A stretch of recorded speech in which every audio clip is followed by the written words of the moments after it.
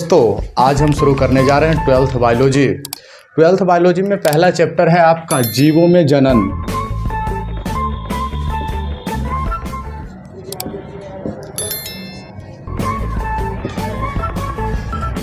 Twelfth biology का जो जीवों में जनन है, ये चैप्टर का नाम है जीवों में जनन। सबसे पहले हम चैप्टर के नाम को समझेंगे, लेकिन चैप्टर के नाम से समझने से पहले अगर आप जीव विज्ञान पढ़ना चाहते हैं तो जीव विज्ञान क्या है इससे संबंधित जानकारी होनी चाहिए। तो सबसे पहले हम जीव विज्ञान पर चर्चा कर लेते हैं कि जीव विज्ञान है क्या।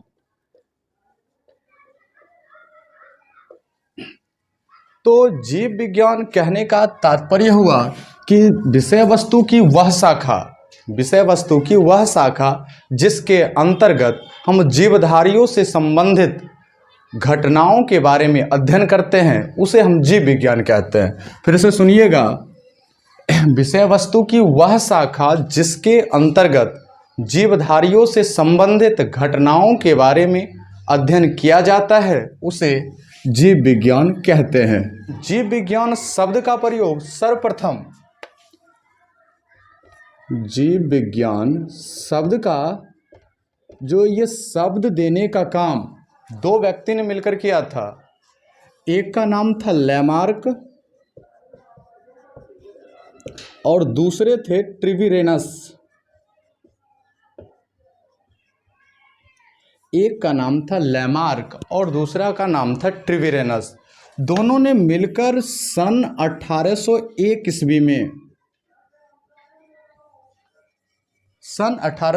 ईस्वी में जीव विज्ञान शब्द का प्रयोग किया। तो जीव विज्ञान का दो शाखा है। सबसे पहला है प्राणी विज्ञान। प्राणी विज्ञान को हम कहते हैं जूलॉजी।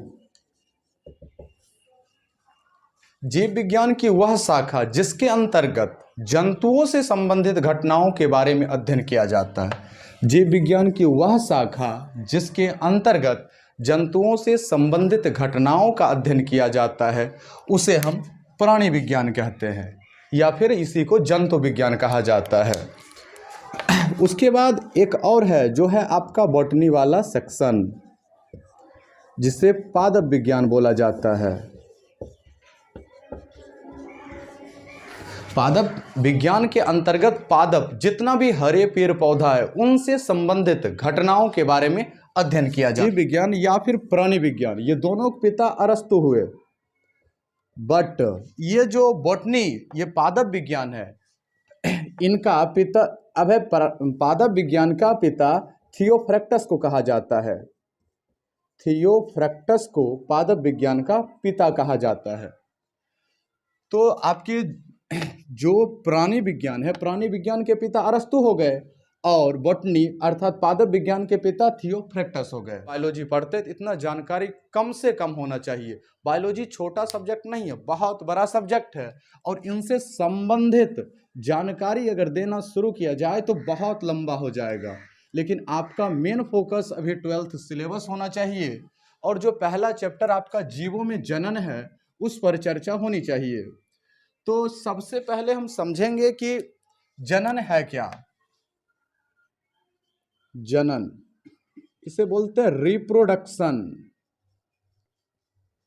रिप्रोडक्शन कहते हैं, रिप्रोडक्शन इन ऑर्गेनिज्म। तो जनन वह प्रक्रिया जिसके द्वारा कोई भी जीव, जितना जीव है धरती पर, कोई भी जीव अपने जैसा संतति को उत्पन्न करता है। कोई भी जीव जिस प्रक्रिया द्वारा अपने जैसे संतति को उत्पन्न करता है, उस प्रक्रिया को हम जनन कहते हैं। कोई भी जीव हो सकता है, चाहे कुत्ता हो, बिल्ली हो, हाथी हो, मानव हो, सब जीव देखते हैं कि अपने ही जैसे संतति को उत्पन्न करता है। ये किस प्रकार कर पाता है? वो है आपका जनन। जनन ही ऐसा प्रोसेस है, प्रक्रिया है, जिसके द्वारा कोई भी जीव अपने जैसे संतति को जन्म दे पाता है। अब ये जो जनन है, जनन का अलग अलग विधि है और जनन का मुख्यतः दो विधि है। सबसे पहला है आपका अलैंगिक विधि। जनन का सबसे पहला है अलैंगिक विधि और दूसरा है लैंगिक विधि।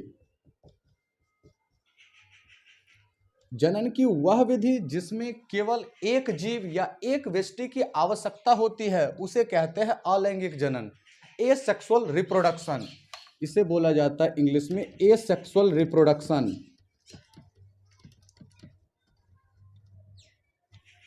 और इसे बोला जाता है सेक्सुअल रिप्रोडक्शन।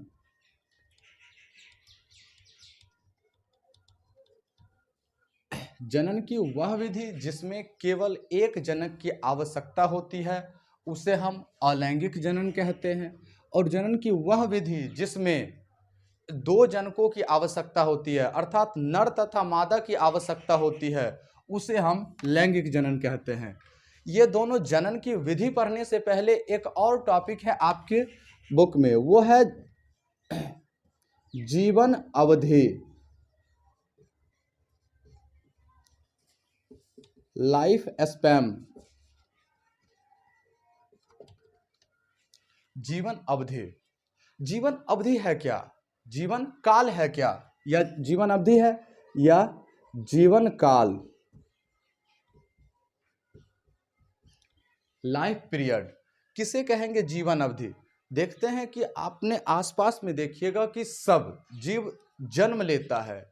अब जन्म लेता है, बाल्यावस्था को पार करता है, फिर किशोरावस्था में आता है, किशोरावस्था के बाद युवावस्था में जाता है, प्रौढ़ावस्था में जाता है, प्रौढ़ावस्था के बाद वृद्धावस्था को प्राप्त करता है, अंततोगत्वा उनकी मृत्यु हो जाती है।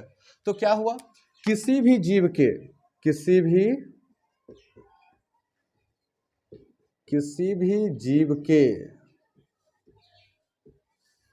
जन्म से लेकर, किसी भी जीव के जन्म से लेकर उनके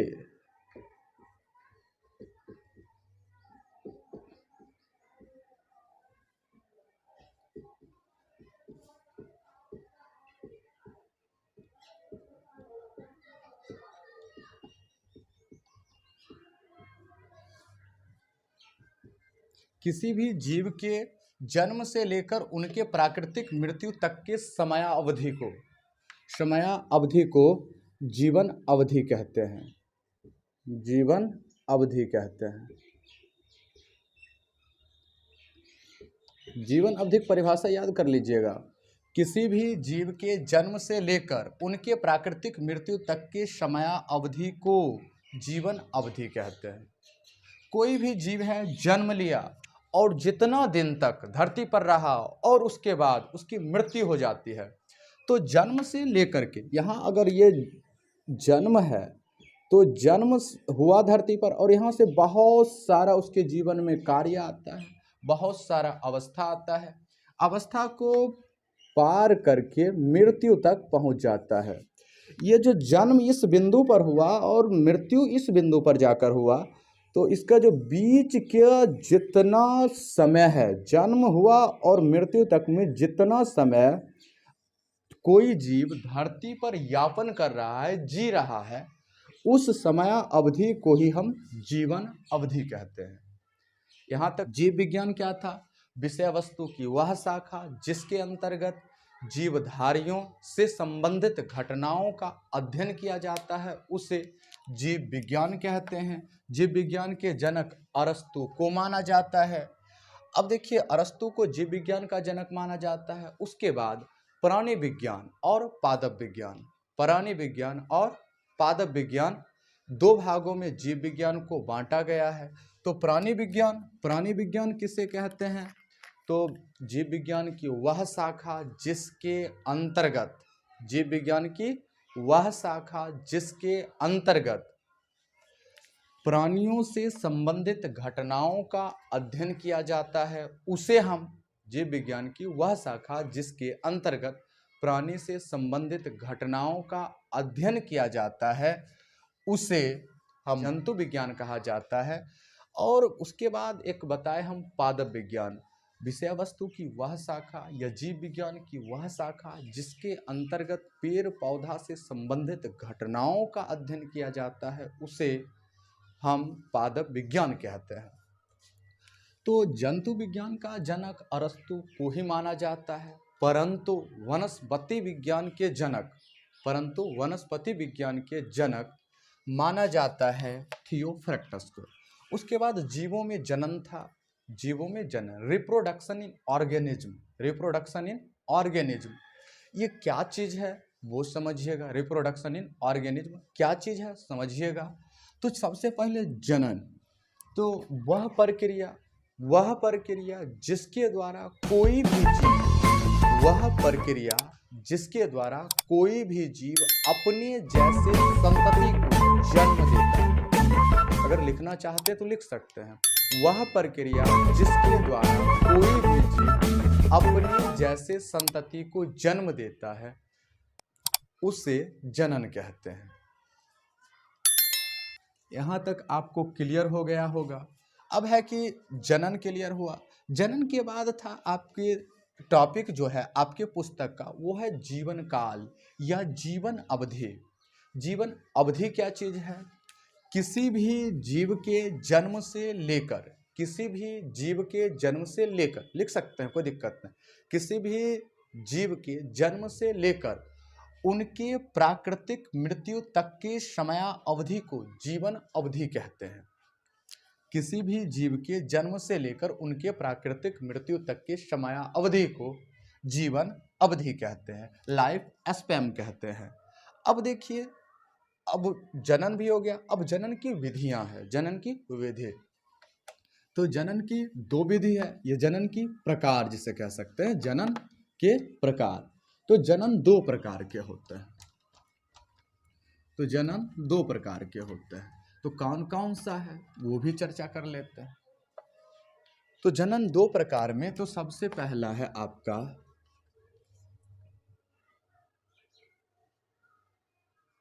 अलैंगिक जनन।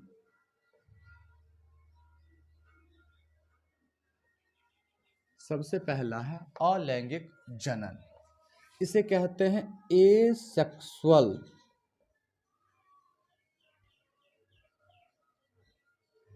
रिप्रोडक्शन, इसे कहते हैं एसेक्सुअल रिप्रोडक्शन। अब देखिए, एसेक्सुअल रिप्रोडक्शन कहेंगे किसे? तो जनन की वह विधि जिसमें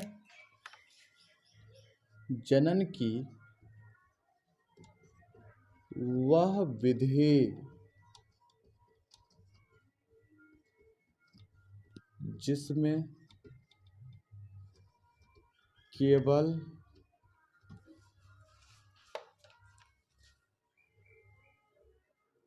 एक जनक या व्यष्टि की आवश्यकता होती है,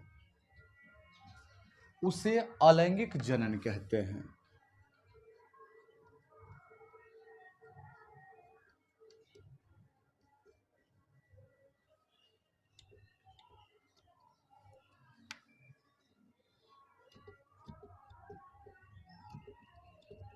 उसे अलैंगिक जनन कहते हैं। जनन की वह विधि जिसमें केवल एक जनक या व्यष्टि की आवश्यकता होती है, उसे अलैंगिक जनन कहते हैं।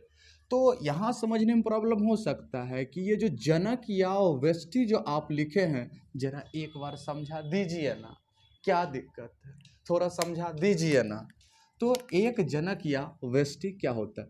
जनक मतलब होता है जैसे आप दो जनक से उत्पन्न हुए हैं,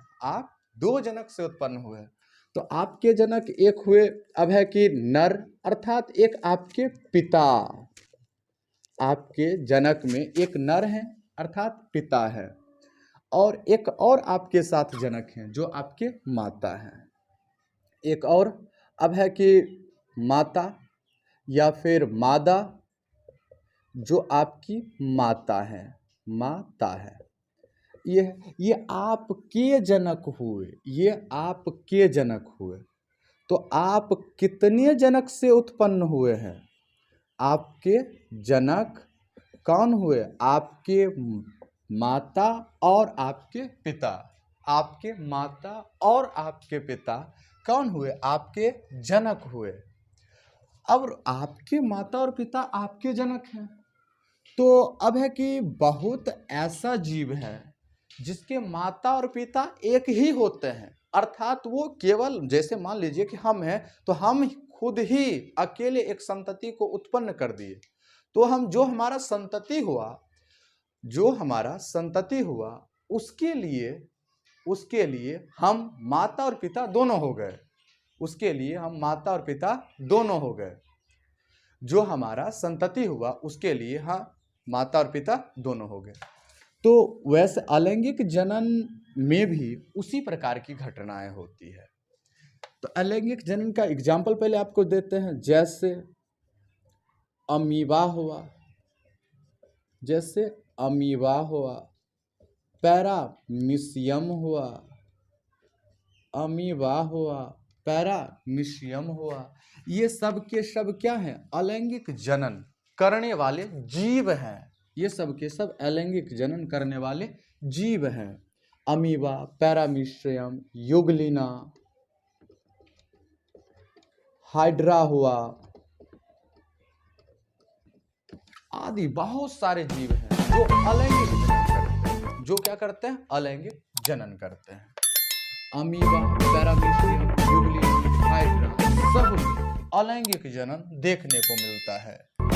आप कितने तो वैसे ही जो मान लीजिए अलैंगिक जनन करने वाले जीव हैं, वो अलैंगिक जनक कहलाते हैं। जो अलैंगिक जनन करने वाले जीव हैं वो अलैंगिक जनक कहलाते हैं। ध्यान से समझिएगा, जनन की वह विधि जिसमें एक जनक या व्यष्टि, एक जनक मतलब एक ही माँ, या तो माँ की जरूरत है या तो पिता की जरूरत है, या तो माँ की जरूरत है या तो पिता की जरूरत है। तो ऐसे ही जीव को क्या कहते हैं? अलैंगिक जनक कहते हैं। और यह प्रक्रिया क्या होता है? अलैंगिक जनन होता है। तो यहां तक तो बात क्लियर हो गया होगा, किसी भी प्रकार की दिक्कत नहीं रहना चाहिए। अलैंगिक जनन का फिर है प्रकार। अलैंगिक जनन भी अब है कि डिफरेंट टाइप्स के अलैंगिक जनन होते, बहुत सारा अलैंगिक जनन है। और हम एक एक इतना खूबसूरती से पढ़ना है ना कि लगना फीलिंग आना चाहिए। अंडरस्टैंडिंग्स बहुत लोग दे देंगे, और समझा तो बहुत लोग देंगे, लेकिन फीलिंग जो यहाँ से आती है ना, उसका बात ही अलग होता है। क्या बात करते हो ऐसा। तो आप आइए और मिलते हैं आपसे बहुत खूबसूरती से। अब चर्चा करते हैं अलैंगिक जनन के प्रकार। अलैंगिक जनन के प्रकार।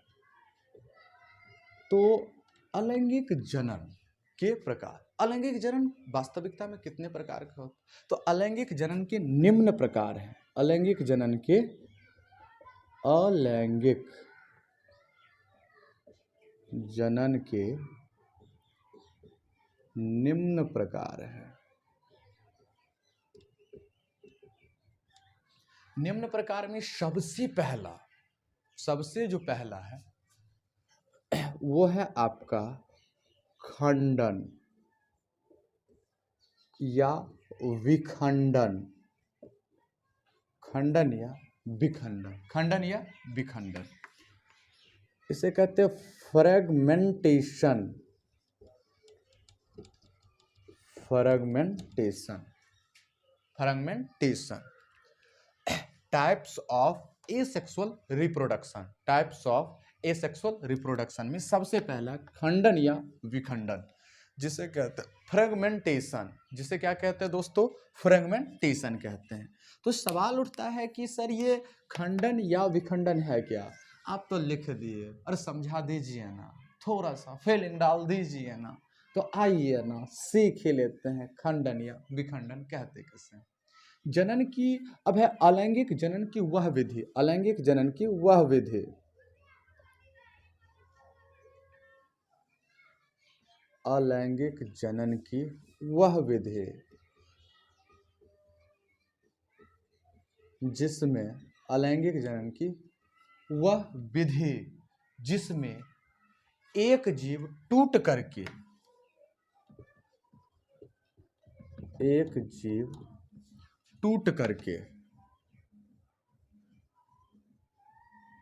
या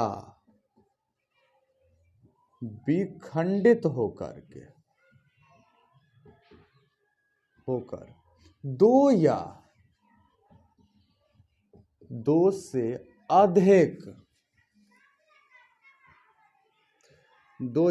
से अधिक नए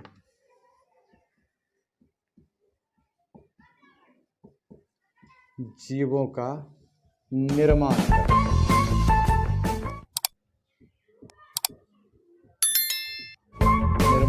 करते हैं। अलैंगिक जनन की वह विधि जिसमें एक जीव टूट करके या विखंडित होकर दो या दो से अधिक नए जीवों का निर्माण करते हैं, दो या दो से अधिक नए जीवों का निर्माण करते हैं, तो उसे खंडन या विखंडन कहते हैं। तो उसे खंडन या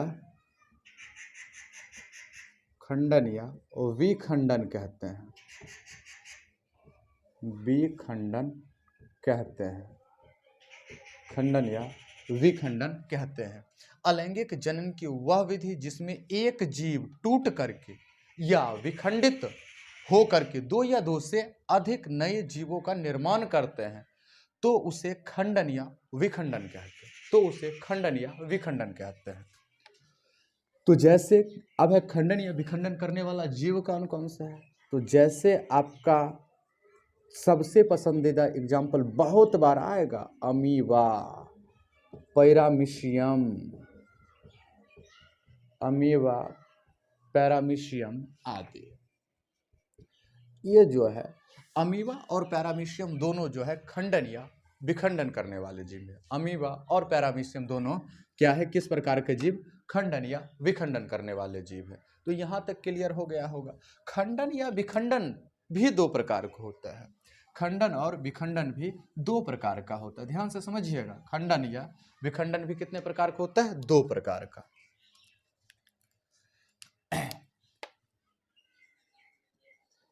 खंडन या विखंडन, फ्रेगमेंटेशन जिसे कहते हैं, दो प्रकार के होते हैं।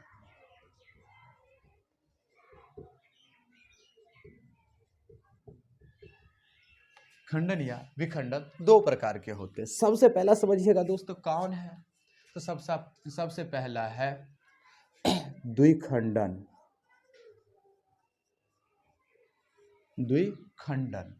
अब देखिए फ्रेगमेंटेशन या फिर इसी को बोला जाता है फ्यूजन। इसी को क्या कहा जाता है, फ्यूजन भी कहा जाता है। द्विखंडन, तो द्विखंडन को क्या कहते हैं, बाइनरी फ्यूजन कहते हैं। द्विखंडन को दोस्तों क्या कहते हैं, बाइनरी फ्यूजन।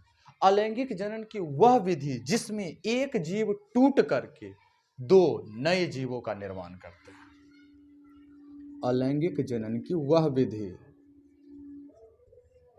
अलैंगिक जनन की वह विधि जिसमें एक जीव टूटकर दो नए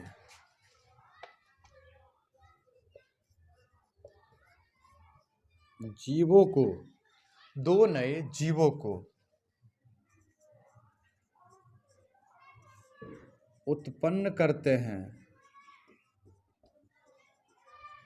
उसे दो नए जीवों को उत्पन्न करते हैं, उसे द्विखंडन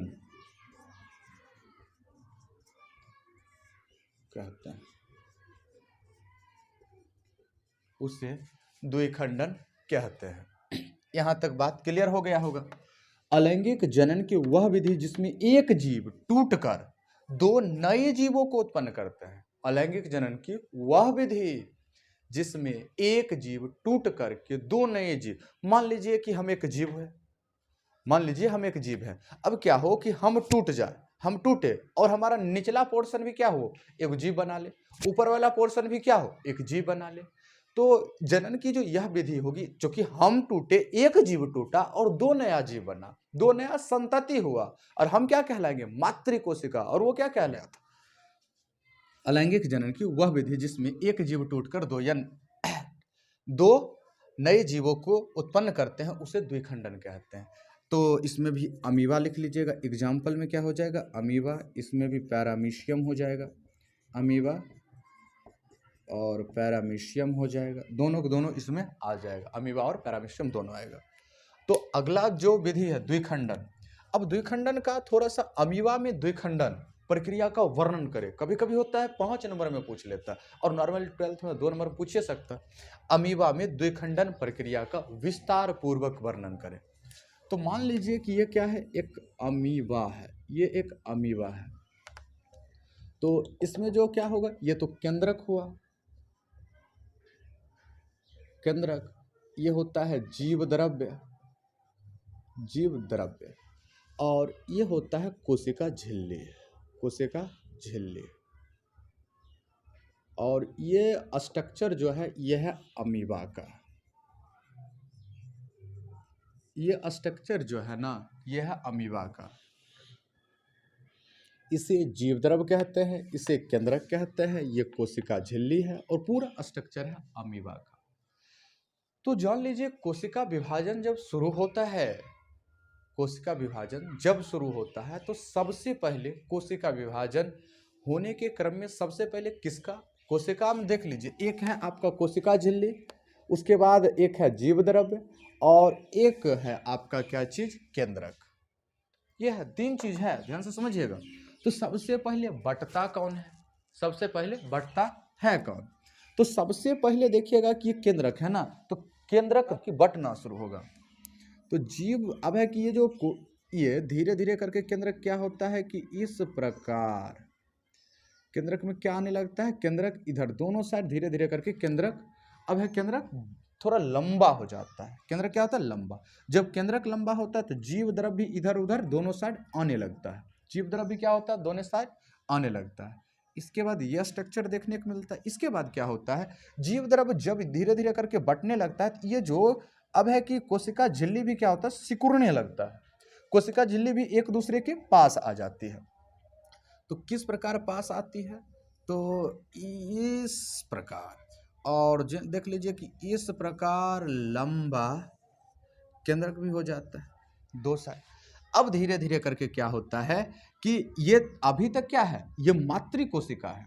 अब 2 क्या होगा कि ये जो अब टूट करके कोशिका क्या हो जाएगा, अमीबा का कोशिका टूटेगा, और अमीबा का कोशिका टूटेगा और 2 नए संतति कोशिका का निर्माण हो जाएगा, 2 नए संतति कोशिका का।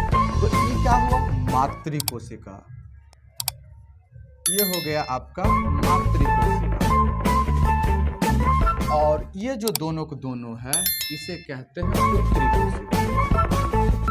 ये हुआ डॉटर सेल, वो हुआ मदर सेल, ये क्या हुआ, मदर सेल, ये हुआ डॉटर सेल। तो यहां तक आपको क्लियर हो गया होगा।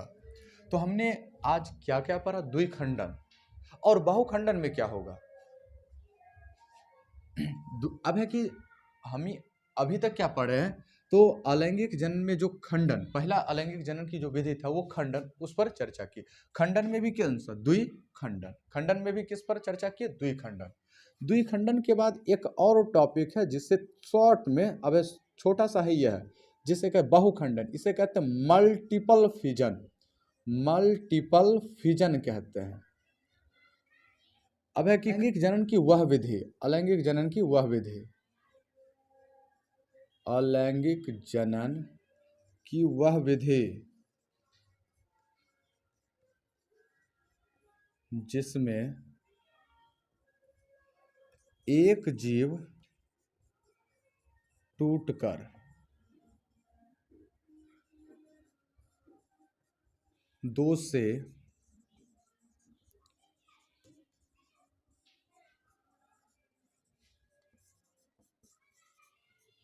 अधिक नए जीवों का निर्माण करते हैं।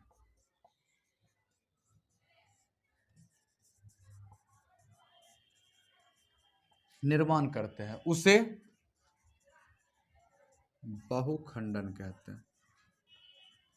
उससे बहुखंडन कहते हैं। अलैंगिक जनन की वह विधि जिसमें एक जीव टूटकर दो या दो से अधिक नए जीवों का निर्माण करता है उसे बहुखंडन कहते हैं। बहुखंडन में आपका एग्जाम्पल हो जाएगा अमीबा, इसमें भी आएगा, युगलिना होगा, अमीबा युगलिना होगा, युगलिना। इसके साथ साथ आपका ये अमीबा हो गया, युगलिना हो गया,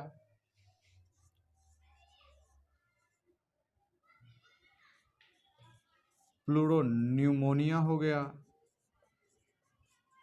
प्लूरोन्यूमोनिया हो गया। ये सब के सब किसके अंतर्गत आते हैं? तो ये सब के सब अब है कि देख लीजिए बहुखंडन करने वाले जीवों के अंतर्गत आते हैं। तो यहाँ तक आपको क्लियर हो गया कि मल्टीपल फिजन क्या होता है।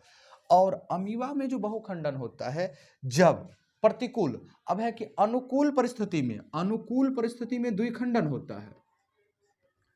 अनुकूल परिस्थिति में, अनुकूल परिस्थिति में द्विखंडन, जबकि प्रतिकूल परिस्थिति में, प्रतिकूल परिस्थिति में, प्रतिकूल परिस्थिति में आपका क्या देखने को मिलता है? तो अमीबा में प्रतिकूल परिस्थिति में बहुखंडन देखने को मिलता है। तो फिर से एक बार चर्चा कर लेते हैं कि आज हमने किस किस टॉपिक पर चर्चा किया। आज सबसे पहले जीव विज्ञान क्या है, जीव विज्ञान शब्द प्रयोग किसने सबसे पहले किया, जीव विज्ञान के पिता कौन है, जीव विज्ञान के कितने भाग हैं, प्राणी विज्ञान, पादप विज्ञान क्या होता है, इन सब चीज़ों पर चर्चा हुआ। उसके बाद जीवों में जनन, जनन क्या है, जनन पर हमने चर्चा किया। इसके बाद जीवन अवधि क्या होती है, जीवन अवधि पर मैंने भी चर्चा किया। जीवन अवधि के बाद जनन की विधियाँ या जनन के प्रकार, जनन के दो प्रकार, अलैंगिक जनन। तो अलैंगिक जनन को लेकर के हमने आगे बढ़ा। तो अलैंगिक जनन, अलैंगिक जनन क्या था उस पर भी चर्चाएं हुई। और उसके बाद जब आगे आए तो अलैंगिक जनन के भी प्रकार हैं। तो अलैंगिक जनन में सबसे पहला प्रकार आज हमने पढ़ा और वो जो था वो था विखंडन या खंडन, फिजन या फ्रेगमेंटेशन, जिसमें एक जीव टूटता है, दो या अधिक जीवों का निर्माण करता है। तो इतने टॉपिक को हमने कवर किया। और जान लीजिए खंडन भी दो प्रकार का, तो द्विखंडन और बहुखंडन, द्विखंडन और बहुखंडन। तो द्विखंडन क्या था, बहुखंडन क्या था, इन सब टॉपिक पर मैंने विस्तार पूर्वक आज चर्चा किया। इनसे संबंधित कोई भी डाउट, अगर इन टॉपिक से संबंधित जितना कुछ पढ़ा है उनसे संबंधित कोई भी डाउट अगर आपके मन में रहता है तो आप कमेंट बॉक्स में कमेंट जरूर कीजिएगा।